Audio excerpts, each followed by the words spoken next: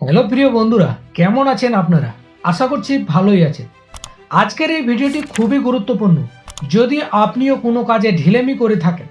তাই বিশেষ অনুরোধ, ভিডিওটি একবার হলেও দেখবেন আর নিজের সাথে মিলিয়ে নিন আপনিও এটা করেন কি না। আজ সকালে উঠতে দেরি হয়ে গেল, থাক কাল থেকে এক্সারসাইজ করা শুরু করব। এখন একটু বরং ঘুমিয়ে নেওয়া যাক। আজ তো 2 ঘন্টা পড়ে নিয়েছি, কাল থেকে একদম রুটিন মেনে পড়াশোনা করব। এখন বরং একটু গেম খেলে নেওয়া যাক, আজকেই অ্যাসাইনমেন্ট পুরো করতে হবে।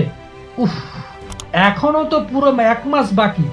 প্রিয় দর্শক, যদি আপনিও প্রত্যেকদিন এরকম নিজের কাজে প্রোক্রাস্টিনেট বা ঢিলেমি করে থাকেন, তবে এখন থেকেই সাবধান হয়ে যান।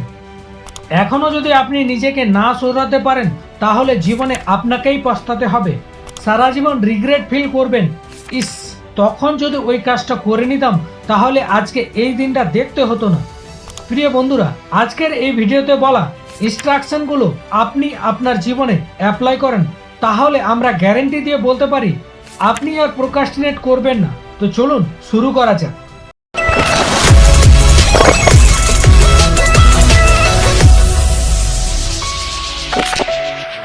প্রোক্রাস্টিনেশন শব্দটি দুটি ল্যাটিন শব্দ।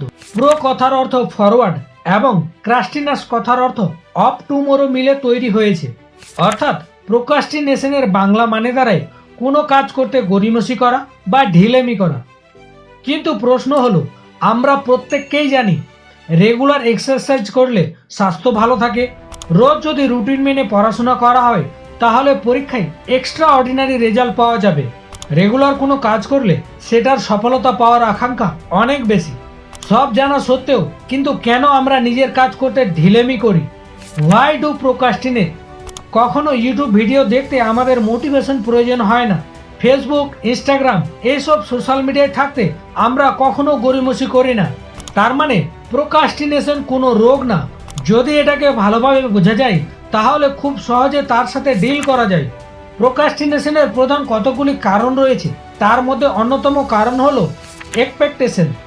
আমরা আমাদের মাইন্ডে কোনো কাজ করার আগে পারফেক্ট একটা পিকচার তৈরি করে নিই, কিন্তু যখন আমরা দেখি রিয়ালিটিতে কল্পনার জগৎ থেকে সম্পূর্ণ আলাদা, তখন আমরা সেই কাজ করতে ঢিলেমি করা শুরু করি।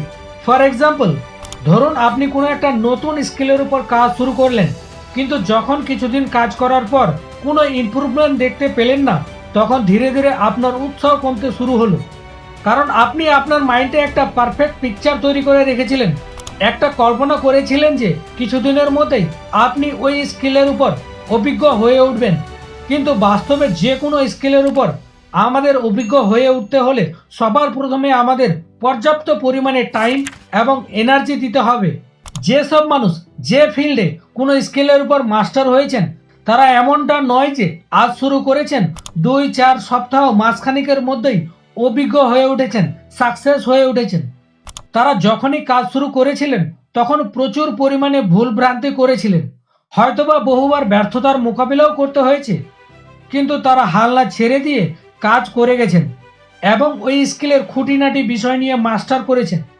তাই প্রিয় বন্ধুরা, যে কোনো কাজ শুরু করার আগে সর্বপ্রথম আপনাকে এক্সপেকটেশন কমাতে হবে এবং নিজেকে বোঝাতে হবে যে সেই কাজটি করতে যতই বাধা আসুক না কেন আমি সেটা করেই ছাড়ব। দ্বিতীয় যে কারণটি প্রোক্রাস্টিনেশনের কারণ হিসাবে ধরা হয় তা হলো কম্পেয়ারিসন বা তুলনা। আপনি হয়তো অনেককেই দেখেছেন আজ জিমে যাওয়া শুরু করলো এবং 2 মাসের মধ্যেই ডিমোটিভেট হয়ে গেল, কারণ এই 2 মাসে কোনো সিনেমার হিরোর মতো তার বডি হয়নি। প্রিয় বন্ধু, আপনি যদি এমন একজনের সাথে তুলনা করেন যে কিনা প্রায় 10 বছর ধরে জিম করে আসছে, নিজের ফিল্ডের একজন সাকসেসফুল পার্সন হয়ে উঠেছেন, তবে কিন্তু আপনি হতাশ হয়ে পড়বেন। যখন আপনি নিজেকে কারো সঙ্গে তুলনা করবেন তখন দুটো জিনিস হতে পারে। প্রথমত, যদি আপনি কারো থেকে বেটার হন তবে আপনার মধ্যে অহংকার চলে আসবে, আর দ্বিতীয়ত, যদি আপনার থেকে কেউ বেটার হয় তবে আপনি ডিমোটিভেট হয়ে পড়বেন। তাই তুলনা আপনাকে কখনোই সত্যিকার অর্থে সুখী করতে পারে না। তবে সত্যিই যদি আপনাকে কারো সঙ্গে তুলনা করতে হয় তাহলে নিজেকে নিজের সাথে তুলনা করুন, যে গত বছর আপনি কি ছিলেন আর এখন আপনি কি হয়েছেন। আপনি আজ যা আছেন, আগামীতে আপনি আপনাকে কোথায় দেখতে চান, নিজের অভিজ্ঞতা, স্কিল পার্সোনালিটি, এই সব বিষয়গুলির উপর আপনি আপনার সঙ্গে তুলনা করুন, যাচাই করুন। ইংরেজিতে একটি কথা আছে, never compare yourself two anybody else. তৃতীয় কারণ হিসাবে যেটাকে ধরা যায় তা হলো ডিজায়ার টু বি পারফেক্ট, মানে যেদিন একদম সব কিছু ঠিক হয়ে যাবে, পরিস্থিতি নিজের অনুকূলে থাকবে, সেই দিন শুরু করব। আচ্ছা, আপনি যদি এটা ভেবে নেন জীবনে একদম কোনো সমস্যা থাকবে না, কেউ সমালোচনা করবে না, সেই দিন কাজ শুরু করব, তবে সরি, আপনি কোনোদিনও কাজ শুরু করতে পারবেন না। ছোটবেলায় যখন হাঁটা শিখেছিলেন তখন কি এক্সপেক্ট করেছিলেন যে যেদিন পারফেক্ট হাঁটা শিখে যাব সেই দিনই হাঁটবেন? না, বরং আপনি সেটা না ভেবে হাঁটার জন্য চেষ্টা করেছিলেন, অনেকবার হেঁটেছিলেন, আছাড় এবং হোঁচট খেয়েছিলেন, পড়তে পড়তে ব্যথা পেতে পেতে আপনি হাঁটা শিখেছিলেন, কারণ আপনি শুরু করেছিলেন। তো প্রিয় বন্ধুরা, ছোটবেলার এই লেসনটা আমরা আজ ভুলে গেছি কেন? আজও তো আপনাকে যা শুরু করতে হবে। ব্যর্থতা আসবে, বিফলতা আসবে, ঠোকর লাগবে, মুখ থুবড়ে পড়ে যাবেন, বাট ছোটবেলার মতো লেগেই থাকতে হবে।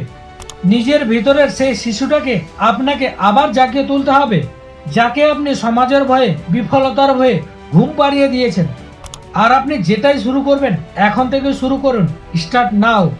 এই সময়টাই হলো আপনার জন্য পারফেক্ট টাইম।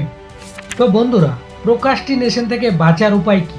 কি করলে আমরা গড়িমসি বা ঢিলেমি থেকে বেরিয়ে আসব? প্রোক্রাস্টিনেশনের সলিউশন কি? প্রোক্রাস্টিনেশন থেকে বাঁচতে এখন আমরা আপনাদের কিছু টিপস দিচ্ছি, সেগুলো যদি 1 মাস ফলো করেন তাহলে আপনি আপনার জীবনে মিরাক্কেল দেখতে পাবেন। প্রত্যেক দিন ঘুম থেকে ওঠার পর আপনি কি করেন? আপনি কি আপনার দিনের প্ল্যানিং করেন? যদি না হয় তাহলে আপনি বড় মিস্টেক করছেন। সকালে উঠেই আপনাকে একটা কাজ করতে হবে যে আপনি সারাদিনে কি কি কাজ করবেন সেটার একটা টু ডু লিস্ট বানাতে হবে। যেটা সবচেয়ে গুরুত্বপূর্ণ সেটা থাকবে 1 নম্বরে। তারপর যতক্ষণ পর্যন্ত ওই কাজগুলো শেষ না করছেন ততক্ষণ পর্যন্ত ঘুমাতে যাবেন না। আর যদি সেই লিস্টের কাজগুলি করতে ব্যর্থ হন তাহলে নিজেকে শাস্তি দিন। শাস্তি হিসাবে আজকের কাজগুলি এবং আগামীকাল যে কাজগুলি করবেন সেইগুলি আবার লিস্ট করুন এবং আগামীকাল সেই লিস্টের সমস্ত কাজগুলি সম্পূর্ণ করুন।